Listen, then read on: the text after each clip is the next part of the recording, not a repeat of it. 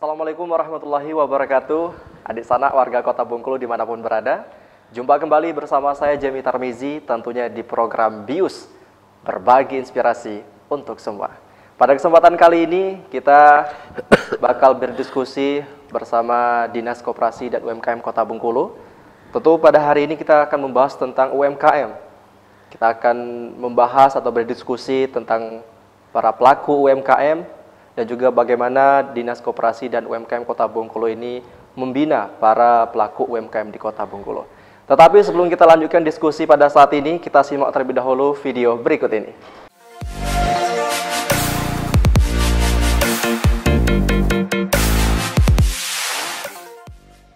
Persaingan usaha mikro kecil menengah kian ketat.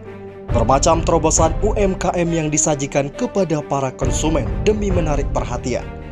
Hal demikian juga dituangkan oleh para pelaku UMKM yang ada di Kota Bengkulu. Persaingan pelaku UMKM bermacam-macam demi meraup keuntungan.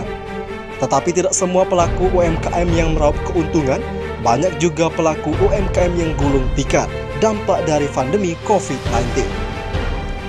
Menjadi tanggung jawab Dinas Koperasi dan UMKM Kota Bengkulu untuk mensejahterakan para pelaku UMKM dan koperasi, terutama pada kondisi di tengah pandemi. Bagaimana keseruannya? Saksikan hanya di BIUS, berbagi inspirasi untuk semua. Itu tadi pemirsa tayangan tentang UMKM yang ada di Kota Bengkulu.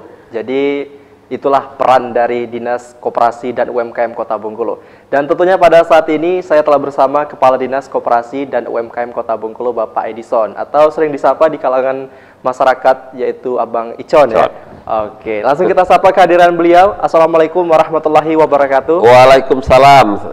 Selamat pagi menjelang siang pemirsa ADTV iya. Seluruh kota Bengkulu. Oke. Apa kabar Pak untuk di hari ini? Alhamdulillah kita sehat hari ini. Oke, kita biarpun agak badannya agak gering-gering, tapi karena ini ada tanggung jawab kita membina UMKM dan untuk ada informasi kita datangi hari ini. Oke, kita berdiskusi santai aja di hari ini Pak. Kita ngobrol santai, tapi ada pesan yang kita sampaikan kepada masyarakat ya. Tentunya tentang UMKM dan juga koperasi yang ada di Kota Bengkulu ini ya.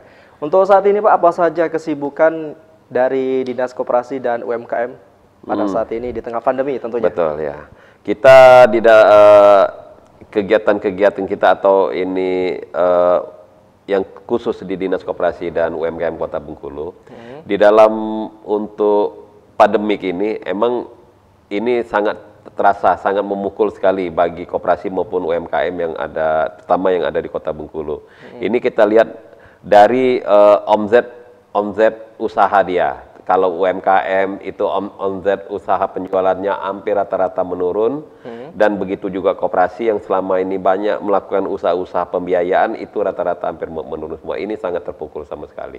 Makanya kita dari Dinas Koperasi lagi berupaya, lagi mencari peluang-peluang untuk meningkatkan perekonomian, membangkitkan lagi para UMKM di masa COVID ini. Makanya selalu kita cari informasi-informasi atau kita temuin teman-teman dari Kementerian Koperasi apa peluang-peluang usaha yang untuk meningkatkan, untuk membukakan peluang-peluang koperasi maupun UMKM. Itu yang sudah kita lakukan. Oke, di dalam Dinas Koperasi dan UMKM Kota Bengkulu ini apa saja visi misinya Pak? Nah, kita visi dan misi ini sama dengan visi ini satu, kalau kita sama hampir misi di visi misinya Pak Wali Kota. Kita akan menghadirkan kebahagiaan, terutama bagi para UMKM. Apalagi dalam dampak COVID ini. Dalam COVID ini terus terang aja pelaku-pelaku usaha mikro itu sangat terasa sekali. Terutama kita lihat aja, tadinya dia bisa berjualan di kantin. Dengan dampak COVID ini anak-anak nggak sekolah itu hampir rata-rata dia nggak berjualan. Udah hampir sekian tahun, udah nggak ini hampir setahunan lebih nggak berjualan. Itu juga berpengaruh terhadap, kalau dia kantin-kantin di sekolah, berpengaruh terhadap pelaku usaha mikro, termasuk juga pelaku koperasinya, karena kantin-kantin itu biasanya udah dibiayai oleh koperasi yang anggota-anggotanya pelaku UMKM tersebut. Jadi kait mengait itu sangat kental sekali, sangat kuat sekali. Oke, nah ini terkait dengan para UMKM di Kota Bengkulu, seperti Bapak sampaikan tadi bahwasanya di sekolah itu banyak para pelaku UMKM yang menjerit. Betul, iya. Ini mulai terasa para pelaku UMKM menjerit itu pada saat tahun berapa Pak? Atau bulan berapa mulai terasa menjeritnya para pelaku UMKM ini? Seperti kita ketahui kan pandemi ini di awal tahun mulai bulan Maret ya 2020. Nah, itu yang mulai terasa pada saat kapan itu Pak? Ya, pada saat kita mulai perlakuan protokol kesehatan tadi. Misalnya tidak boleh, istilahnya sekolah mulai tidak ada pertemuan tatap muka lagi. Nah, dengan tidak ada tatap muka, otomatis kantin kecil-kecil tadi kan UMKM kan udah nggak bisa berjualan lagi. Udah tuh kuliner. Kulinernya tadinya tempat orang tongkrongan, sekarang kan udah nggak bisa, orang harus beli bungkus pulang. Nah, itu ini yang agak terasa, yang sangat terasa sama sekali. Apalagi yang ada yang tadinya dia rami kayak contoh lontong tunjangnya rami, sekarang udah nggak boleh lagi. Nah, itulah itu sangat terasa sekali penjual. Jadi otomatis omset penjualannya turun sekali. Nah, itu yang Bapak sampaikan bahwasanya omset para pelaku UMKM ini menurun sangat drastis. Betul, iya sangat drastis. Nah, ini peran apa, langkah apa yang diambil oleh Dinas Koperasi UMKM? Kami Dinas Koperasi, ini kan kalau penjualan dalam sistem bertatap muka orang itu datang langsung, otomatis sudah tidak memungkinkan kan kalau dalam ini COVID nih, karena kita ini satu ya orang ya istilahnya apa tuh gejala COVID ini kita nggak tahu orang datang orang apa. Nah, makanya kita sudah melatih anak-anak muda, kemarin barangkali sudah kita bawa melatih anak muda dalam rangka untuk para UMKM terjun ke dalam ini di dalam penjualan online. Nah, ada yang penjualan online kita yang sudah kita lakukan dengan kupesan. Jadi ibu-ibu itu nggak perlu lagi ke pasar. Ini udah banyak dilakukan oleh salah satu mantan pejabat kita sudah dilakukan masalah penjualan ini untuk karena kita suka nggak suka mau nggak suka, inilah pemasaran yang lagi akan kita galakkan, lagi kita viral. Termasuk yang kayak dia di tempat lain kan Shopee-nya sudah maju, udah buka lapaknya. Nah, kita di Bengkulu akan buka. Sekarang anak-anak muda kita sudah membuat suatu media penjualan online khusus makanan khas Bengkulu, khusus yang ada di Bengkulu, itu ya kupesan. Makanya ini yang akan kita galakkan terus di Kota Bengkulu untuk menopang para UMKM tadi yang tidak bisa orang datang langsung. Jadi dengan sistem online. Makanya para UMKM kita harus sekarang nih udah harus melek mata. Jadi udah harus pijat, udah punya jualan. Makanya kemarin kita ajari cara dia mengupload makanan dia. Jangan sampai dia istilahnya dia mau penjualan online, cara dia mengupload itu jadi asal-asalan aja, otomatis kemasannya ini tidak menarik. Makanya kalau kita bikin kemasan agak menarik, cara motonya kayak menarik. Nah, ini karena kita jual apa istilahnya, jual foto istilahnya, kata-kata. Nah, dari foto itulah kita bisa lihat, oh ya makanan ini enak, oh ini enak, barulah itu lanjut kita. Itu yang kita akan, itu sudah kemarin kita udah banyak menggadeng, yaitu ada Bank BRI, kita aja, udah tuh Bank BNI, kita aja, termasuk Telkom. Ajak supaya menyebut anak-anak muda ini tersebut. Oke, tadi Bapak sampaikan bahwasanya di Kota Bengkulu ini ada namanya aplikasi Kupesan. Kupesan. Oke, nah itu nanti kita bahas setelah break satu ini. Pak, kita tahan dulu karena pemirsa juga penasaran apa itu aplikasi Kupesan. Tentunya juga ini adalah di bawah naungan pemuda-pemuda di Kota Bengkulu. Betul. Oke, nah sebelum kita lanjutkan, kita break terlebih dahulu setelah yang satu ini.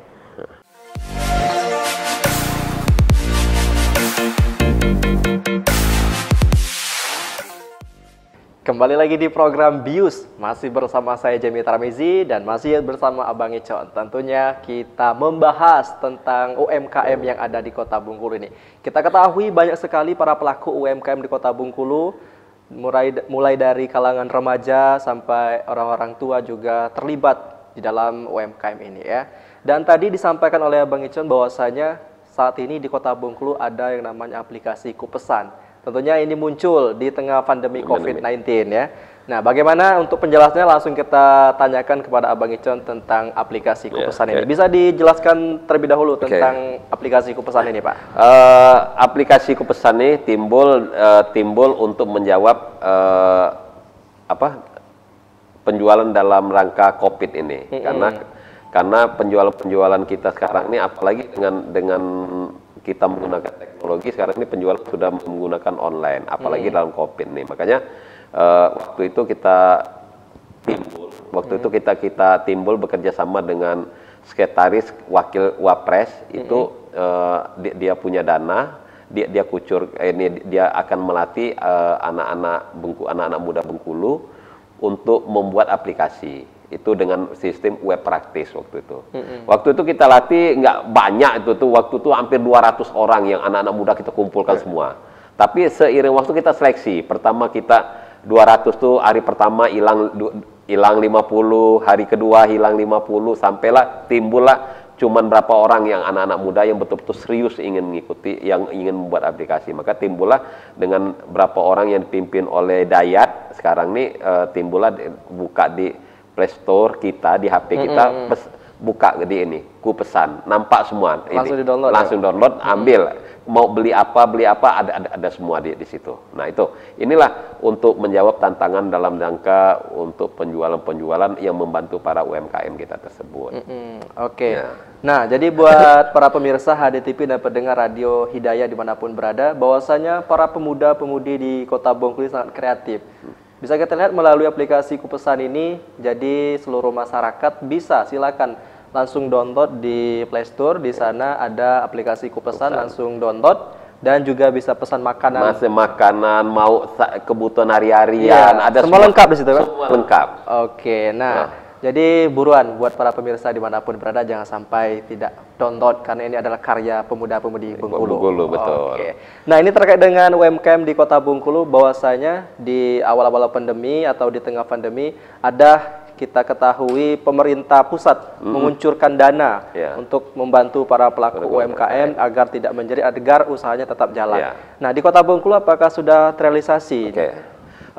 Untuk dalam rangka untuk membantu para UMKM terdampak COVID, dari pemerintah pusat, dari Kementerian Koperasi dan UMKM mengucurkan dana namanya BEPUM.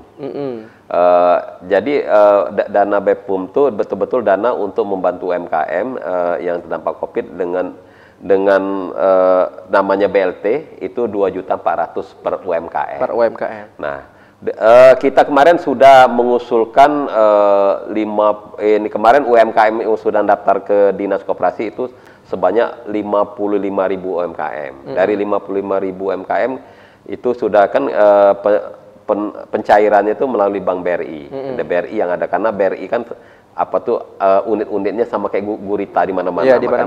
Maka Kementerian Koperasi ada MOU dengan Bank BRI. Kemarin tuh untuk 2020 itu hampir sekitar 20.000 orang yang sudah terrealisasi mendapat dana 2.400.000. Tapi ada sebagian para UMKM atau orang-orang miskin nanya sama saya, Pak Edison, kok orang itu punya mobil, punya rumahnya bagus, kok dapat bantuan UMKM? Jadi saya jawab, program pemerintah ini untuk membantu usaha mikro kecil. Kalau orang miskin itu ke dinas sosial. Betul. Nah, jadi nggak ada urusan, kami nggak penting dia punya usaha, dia terdampak COVID, silakan ngaju. Nah itu. Tapi kalau katanya itu nggak layak nerima, ya nggak layak itu. Kalau orang miskin silakan punya PKH, punya sendiri. Kalau kami sosial khusus untuk para pelaku UMKM. Oke, jadi yang menerima bantuan ini tidak pandang bulu, semuanya selagi dia punya usaha dan ada surat keterangan usaha dari kelurahan, silakan ngaju. Oke, nah ini bisa disampaikan juga, mungkin ada para pelaku UMKM lagi simak kita, cara di tahun 2021 ini apakah dana itu masih akan dikucurkan, dan juga apa saja persyaratan yang dibutuhkan untuk menerima bantuan BLT ya? Iya, BLT lah namanya. Jadi untuk tahun 2021 ini emang kita akan ada lanjutan lagi dari 2020, tapi syaratnya para pelaku UMKM yang sudah mendapat 2020 tidak bisa lagi mengajukan yang dapat, tapi yang kemarin ngajukan belum dapat, silakan ngajukan. Itu syaratnya. Jangan sampai bilang, Pak, kan itu untuk jatah 2020, yang 2001 kami ngajukan lagi, sedangkan dia udah dapat. Itu nggak bisa. Jatahnya untuk ini cuma 1 kali. Makanya bagi yang kemarin belum dapat, kemarin sudah daftar ke Dinas Koperasi kan, yang saya sebutkan 55.000 tadi. Yang dapat baru 20.000. Nah, masih ada 30.000-an lagi. Nah, itu yang 30.000 silakan daftar lagi ke Dinas Koperasi. Nah, tahun ini plafon kita agak besar. Plafon kita se-Indonesia itu ada kemarin kita dikasih di se-Indonesia 12 juta UMKM. Sekarang ini ada 20 juta UMKM. Jadi peluang itu sangat besar sekali untuk tahun 2020 ini. Cuman persyaratan tuh emang nggak terlalu berat-berat betul. Persyaratan satu, fotokopi KTP itu jelas, surat domisili kalau dia orang lain kan, misalnya dia orang KTP-nya Padang, dia usaha di Bengkulu harus ada domisili, dia dari Capil. Udah tuh surat keterangan usaha dari kelurahan di mana dia punya usaha tersebut. Udah tuh kakak. Ya, kita mengenalkan betul-betul dia ini di punya kakak gitu. Jangan enggak punya kakak. Itu yang kita persyaratan sangat ringkas sekali. Iya, nggak terlalu banyak ini, karena kita untuk pelaku UMKM, yang penting ada surat keterangan usaha, itu kuncinya. Nah itu dia untuk para pemirsa HDTV dan pendengar radio, sudah kita ketahui. Jadi buat kalian yang mungkin di tahun 2020 kemarin belum mendapatkan bantuan tersebut, silakan memasukkan persyaratan tadi disampaikan seperti fotokopi KTP, KK, domisili, ataupun yang tak penting itu keterangan usaha dari pihak kelurahan. Jadi tunggu apa lagi, silakan buat kalian semuanya kita mengajukan persyaratan ke Dinas Koperasi. Nah, sebelum kita break, tentunya untuk para pemirsa dan juga HDTV dimanapun berada, ini Pak, untuk di Kota Bengkulu ini, bagaimana cara pihak Dinas Koperasi dan UMKM Kota Bengkulu memonitoring para pelaku UMKM agar semuanya terdata di para pelaku UMKM di Kota Bengkulu ini? Emang sekarang data ini emang kita bicara data dimanapun juga agak sulit kita mengumpulkan data. Tapi dengan monitoring data, dengan adanya stimulan dari pusat, misalnya kayak sekarang, kayak dulu kami waktu sebelum ada stimulan dari Kementerian Koperasi ini, kita UMKM kita terdaftar cuma 40.000. Ternyata waktu terbukanya ini Bandar Betum ini, tahu-tahu meledak sampai 50.000. Itu kalau 55.000 yang daftar tuh. Kalau kita nggak tahan, ya istilah kita buka peluang sampai barangkali hampir 10.000-an, hampir 100.000-an kali jumlah. Jadi hampir rata-rata masyarakat di Kota Bengkulu punya usaha semua.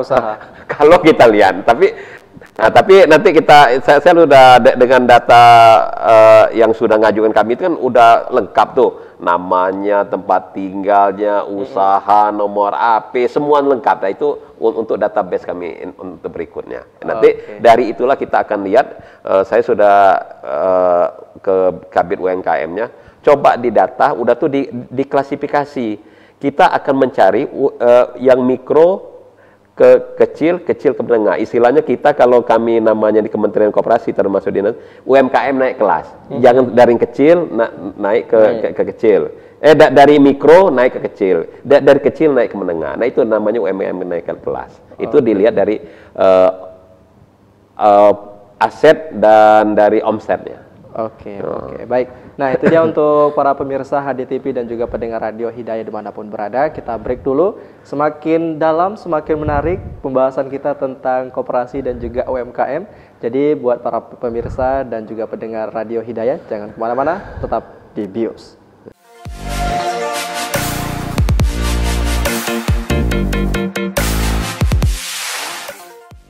Kembali lagi bersama saya Jemi Tarmizi, tentunya di program BIOS, dan juga masih bersama Bang Icon atau Kepala Dinas Koperasi UMKM Bapak Edison. Dan tadi sudah banyak kita bahas tentang UMKM. Jadi buat kalian semuanya yang para pelaku UMKM di Kota Bengkulu, tentunya di tahun 2020 dana bantuan itu sudah diluncurkan, dan tentunya di tahun 2021 ini apakah akan diluncurkan lagi, Pak? 2021 tetap luncurkan. Kapan ini targetnya? Target kita kemarin kita sudah rakor, insya Allah barangkali awal-awal Maret ini sudah Maret itu udah siap kita. Nanti saya lagi menata di dalam dulu, supaya jangan ada kayak kemarin jadi penumpukan. Jadi kalau penumpukan sampai dari dinas sampai ke bawah itu penuh semua, nanti kita takut timbul klaster baru COVID. Makanya kita akan batasi nanti apa kita sistem sistem per hari itu misalnya hari ini Kecamatan Gading dengan Kecamatan Teluk Segara dulu. Nanti hari keduanya kecamatan, maka kita akan bagi. Jangan sampai seluruh kecamatan, warga kecamatan 9 kecamatan itu datang semua ke situ meludak jadi makanya nanti akan kita atur dulu itu. Oke, nah itu untuk para pelaku UMKM Kota Bengkulu, bahwasanya dana ini akan disalurkan insya Allah di awal Maret atau April nantinya ya. Nah ini juga tentunya Dinas Koperasi dan UMKM, selain membina UMKM juga membina para koperasi. Ya. Nah bagaimana nih untuk koperasi di Kota Bengkulu saat ini Pak? Kalau animo para pelaku usaha ingin mendirikan koperasi, tahu dengan dampak COVID ini cukup luar biasa. Itu kalau nggak kita rem-rem, banyak yang ingin mendirikan koperasi. Tahun ini dari jumlah koperasi kita kemarin, tahun kemarin ada 980. Sekarang jumlah UMKM, jumlah koperasi kita sudah mendekati 1.300. 1.300. Undang ini. Jadi sangat antusias orang yang ingin mendirikan koperasi. Karena koperasi ini orang ini kan orang lihat koperasi ini adalah pelaku usaha yang punya legalitasnya cukup tinggi. Karena kalau kita lihat, kita belajar dari Undang-Undang Dasar 45 pasal 33, ada 3 pelaku usaha yang ada di Indonesia diakui. Satu BUMN, suatu swasta, yang ketiga koperasi. Nah, karena sudah diakui di dalam Undang-Undang Dasar 45, undang-undang paling tertinggi di Indonesia, makanya banyak orang berlomba-lomba ini. Begitu juga ada bantuan-bantuan atau ada stimulan-stimulan termasuk dari seluruh departemen, itu orang yang bisa mendapat bantuan atau mendapat pinjaman atau apapun juga itu melalui lembaga berbadan hukum. Lembaga berbadan hukum itu yang paling enak, yang paling bisa memasarkan itu adalah koperasi. Makanya kayak nelayan mau ingin dapat kapal, dia harus membentuk koperasi dulu. Apapun juga orang masih dari departemen lain ingin mendapat bantuan untuk ini pasti membuat koperasi. Maka koperasi sangat diminati untuk untuk era-era sampai kapan juga koperasi inilah suatu lembaga badan usaha yang lagi digalakkan sekarang. Oke, nah tentunya di tahun 2021 ini koperasi ini semakin banyak peminat dan juga semakin berkembang ya Pak. Iya. Nah, inovasi apa yang akan dilakukan Dinas Koperasi UMKM Kota Bengkulu dalam menyikapi koperasi saat ini Pak? Apakah ada terobosan baru yang akan dikuncurkan? Kalau untuk koperasi, kita koperasi ini karena kita lembaga hukum kan, lembaga hukum kita sekarang udah banyak kita coba membuka peluang-peluang usaha, membuat ini kemitraan. Kemitraan itu ya pertama dengan salah satu yang kita lakukan dengan Bank Kesejahteraan Ekonomi di Jakarta. Cuman Bank Kesejahteraan Ekonomi Jakarta ini hanya bisa melayani koperasi pegawai. Nah, koperasi pegawai inilah yang bisa dilayani. Sebab koperasi lain dia belum berani melayani. Karena apa? Bank ekonomi ini masih ya karena banknya masih belum terlalu besar. Jadi dia mau cari posisi aman. Kalau posisi aman itu pegawai itu yang paling aman kan, nggak bisa dipotong gaji, makanya dia salurkan kepada koperasi-koperasi pegawai negeri. Termasuk juga yang kita lakukan kemitraan dengan dananya CSR-nya dari BUMN. Kan di BUMN tuh ada aturan dari dulu, dari zaman presiden siapa tuh, ada aturan bahwa 2,5% keuntungan BUMN itu harus untuk dana CSR-nya koperasi dan para UMKM. Nah ini banyak dana-dana itu di situ. Makanya kita bermitra, kemarin kita bermitra dengan PT Taspen.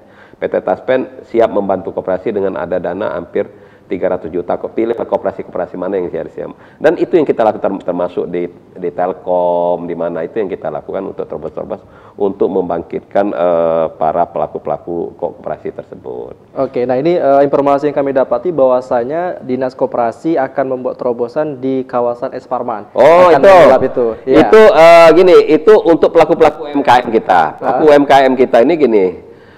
Saya terinspirasi waktu saya sering ke Jakarta. Di Jakarta tuh ada di daerah Pecenongan. Di Pecenongan, saya sering nginap di Pecenongan, di Pecenongan itu. Saya lihat ada pusat kuliner malam.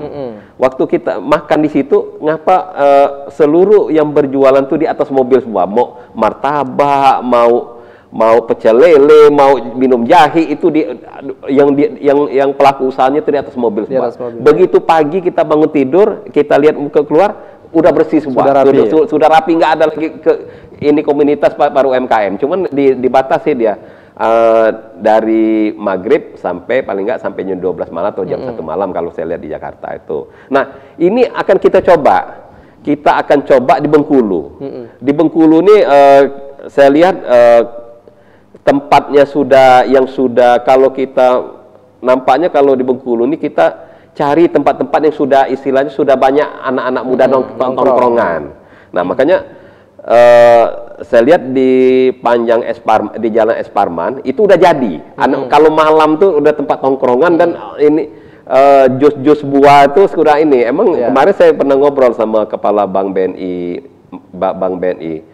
Di Bengkulu beda Pak Edisonnya. Beda ngapa? Biasanya orang minum jus buah tuh pada siang hari atau ini. Ngapa di Bengkulu kok malam katanya? Saya pulang malam, begitu pulang habis lembur, saya lihat hobi orang-orang Bengkulu malam minum jus dingin kata di malam hari. Nah itu. Nah, makanya dengan itunya kita bicara dengan Bank BNI. Nah, Bank BNI ada dana CSR-nya, dia siap memfasilitasi para UMKM kita. Nah, kemarin kita komunitas-komunitas para truk food. Nah, kita undang yang punya mobil untuk ya minimal lah kita malam coba kita kasih ruang gerak dia. Karena kita sekarang nih lihat kalau kita kasih kepada pelaku-pelaku yang lain ini, kayak kita udah coba nih di Basuki Rahmat ya, kita Basuki Rahmat di samping Telkom. Nah, samping Telkom ini kan dia ya namanya UMKM nih kan, dia mau praktis, mau selesai hari itu kalau bisa bungkus di situlah, jadi kumuh nampaknya. Makanya saya sudah mengamati berapa ini selama tahun, ini nggak bisa. Makanya saya coba dengan tahun ini, insya Allah lah kita sama-sama berdoa, insya Allah truk food yang ada di Jalan Es Parman ini bisa berhasil. Karena kami sudah berapa kali rapat dengan pihak kepolisian, dengan LAJ, dengan perhubungan provinsi maupun kota. Mereka sangat menyeport itu. Karena apa? Karena ini barang ini sudah tinggal penataan lagi. Makanya tadi saya sudah perintahkan pada para komunitas peruput. Saya minta ini juga pesan dari pihak kepolisian. Kalau bisa yang orang berjualan di atas mobil yang ada nongkrong di Seprapto, di Jami, dimanapun juga itu pusat malamnya di situ semua. Jadi tidak ada lagi kami menertibkan di belakang Jami, kan ada tuh di Suprapto. Nah, kalau bisa ngumpulnya di Es Parman semua. Oke, itu rencananya kapan akan direalisasikan? Nah, sekarang tadi saya sudah menginstruksikan dulu kepada para komunitas. Kalau kita dari pelaksana di bawah ini udah matang. Ini Pak Wali juga sudah merestui, udah merestui. Saya sudah naikkan nota tadi, Pak Wali sudah merestui untuk UMKM di atas mobil ini. Nah, ini dana pertama ini nih untuk sementara ini tahun ini barangkali kalau nanti kita bulan-bulan kalau emang udah siap barangkali Februari atau Maret ini kita akan launching. Itu untuk pertama ini yang menjadi penyandang dana CSR-nya dari Bank BNI. Itu ada dia punya dana 500 juta. Jadi adik sanak sekalian, kalau yang punya misalnya ada niat, jadi kita berdagang di truk food ini betul-betul kreatif, orang-orang kreatif. Jadi jangan berdagang itu tidak punya kreatif. Nanti kita harapkan punya bajunya seragam. Kalau yang perempuannya tutup kepala, ini cara ininya. Jadi nggak sembarangan bisa masuk. Jadi di situ emang kita larang betul yang punya gerobak. Itu nggak itu. Kita betul-betul kita bikinkan di atas mobil dan trotoar sebelah situ kan agak lapang. Jadi kita bisa susun kursi. Nah, dana CSR-nya Bank BNI udah siap sekitar 500 juta. Bagi adik sana yang tadinya punya usaha nggak punya ini, nanti ikut komunitas ini. Komunitas ini Bank BNI misalnya saya ingin berusaha. Nah, saya istilahnya belum punya mobil. Nah, Bank BNI siap membiayainya. Cuman jaminannya mobil yang dia beli tersebut. Cuman anggarannya 75 juta itu maksudnya udah siap. Jadi kita nggak usah beli yang mobil bagus ini, beli mobil taksi-taksi yang tidak banyak terpakai kan kita tinggal belah, kita tata lagi, kita bikin etalase untuk bikinnya jadi. Barangkali dengan dana 20 juta barangkali kita disuruh siap go. Kita nggak usah jangan pula Bank BNI udah siapkan 75 juta per orang, kita ambil dia, bukan. Kita sesuaikan dengan kondisi karena kita harap Bank BNI juga ngasih dana CSR ini harus berbalik juga, karena berbalik ini untuk kawan-kawan kita yang lebih lanjut. Kalau umpamanya nanti CSR ini tidak berbalik, habis nguap kan. Makanya diharapkan dengan 500 juta ini bisa berkembang lagi dan ada kawan-kawan lagi yang bisa ikut menikmati dana yang tersebut. Nah itu rencana kita. Nah itu dia untuk para pelaku UMKM, bahwasanya Dinas Koperasi UMKM Kota Bengkulu akan membuat terobosan khususnya buat para truk food atau para UMKM yang jualan di mobil. Biasanya kita lihat tuh di kawasan Es Parman, di kawasan Prapto, di kawasan lainnya banyak ini tersebar di Kota Bengkulu. Jadi banyak sekali kreatif para pelaku UMKM. Jadi rencananya nanti akan dibuat satu tempat ya. Jadi nanti itu menjadi ikonnya juga di Kota Bengkulu. Nah, sebelum kita akhiri tentunya mengingat durasi juga sudah panjang pembahasan kita di hari ini. Jadi sebelum kita closing, kita dengarkan pesan-kesan dari Pak Edison untuk para pelaku koperasi dan UMKM di Kota Bengkulu. Silakan Pak untuk pesan-kesannya. Kesan-pesan untuk saya selaku pembina koperasi dan UMKM. Satu, untuk koperasi. Untuk koperasi, dari dalam dampak COVID ini, kan emang usaha-usaha kita banyak terganggu. Tapi saya berpesan, pilihlah di dalam ini kepada pengurus, cari peluang-peluang usaha yang istilahnya yang betul-betul lagi tren di kalangan anggota. Misalnya untuk toko, ya kita sekarang sistem jemput bola, nggak bisa lagi kita akan diam. Istilahnya kalau gas, antar nian orang tuh ke ininya. Dan satu lagi ada peluang untuk para pelaku-pelaku usaha koperasi itu. Satu, Dolok itu udah nyiapkan kalau ingin bekerja sama, misalnya untuk menghadap Lebaran kan harga daging kan sampai 120. Dolok yang kita lihat kan cuma 80.000. Koperasi bisa beli ke Dolok hanya 75. Jadi untung kita jual 80, ada 5.000 per kilo. Nah, itu suatu peluang untuk para pelaku UMKM. Barangkali ini kita jangan ada COVID, jangan ada wabah ini, kita lagu apa kata orang tuh, patah semangat gitu. Cari peluang-peluang itu. Misalnya tadi penjualan sekarang kan nggak menutup kemungkinan kita udah penjualan pakai sistem online. Nah, kami dari saya selaku Kepala Dinas Koperasi coba akan lagi mencari terobosan untuk kita akan buat di Kota Bengkulu nih, yang kita akan buat dalam bulan dekat ini, yaitu pakai truk food. Nanti inilah betul kata jadi embrio kita, inilah jadi kuliner andalan kita nanti yang ada tempat tongkrongan yang ada di Kota Bengkulu. Sekarang kan kita nggak ada tempat tongkrong Bengkulu yang betul-betul tempatnya nyaman, enak. Kita nggak ada. Yang kita lihat hanya di tempat-tempat orang kita ini. Jadi saya coba sudah membuat suatu tempat di Suprapto namanya Belunggu di Es Parman. Bukan lagi kalau kita kenal Malioboro, kita bikin Belunggu. Jadi berkumpul lah di Jalan Es Parman. Nah, itu Belunggu ke Bengkulu, dak? Iya, Belunggu. Itu. Itu dia untuk para pemirsa HDTV dan juga pendengar Radio Hidayah dan juga adik sanak warga Kota Bengkulu dimanapun berada. Demikian diskusi kita pada hari ini membahas tentang UMKM dan juga koperasi di Kota Bengkulu. Dan juga terima kasih kepada Bapak Edison selaku pembina koperasi dan UMKM Kota Bengkulu. Mudah-mudahan apa yang kita sampaikan di hari ini dan juga apa yang kita bahas bermanfaat untuk diri saya sendiri dan juga buat para pemirsa. Pasti manfaat banyak nih. Iya, banyak manfaatnya buat para pelaku UMKM dan juga buat kalian yang mungkin di tahun ini atau tahun kemarin belum mendapatkan dana tersebut, silakan kembali memasukkan persyaratan ke Dinas Koperasi. Insya Allah kalian semuanya nanti akan mendapatkan bantuan tersebut senilai 2,4. Iya, 2,4 ya. Jadi demikian, terima kasih juga buat para pemirsa yang telah simak kita di hari ini. Insya Allah kita berjumpa kembali di program BIUS dengan informasi, dengan pembahasan yang lebih menarik lagi. Terima kasih Bapak dan juga terima kasih semuanya. Saya Jami Tarmizi beserta kru BIUS pamit undur diri dari ruang dengar dan juga semuanya dimanapun berada. Akhir kata, Assalamualaikum warahmatullahi wabarakatuh. Waalaikumsalam warahmatullahi wabarakatuh.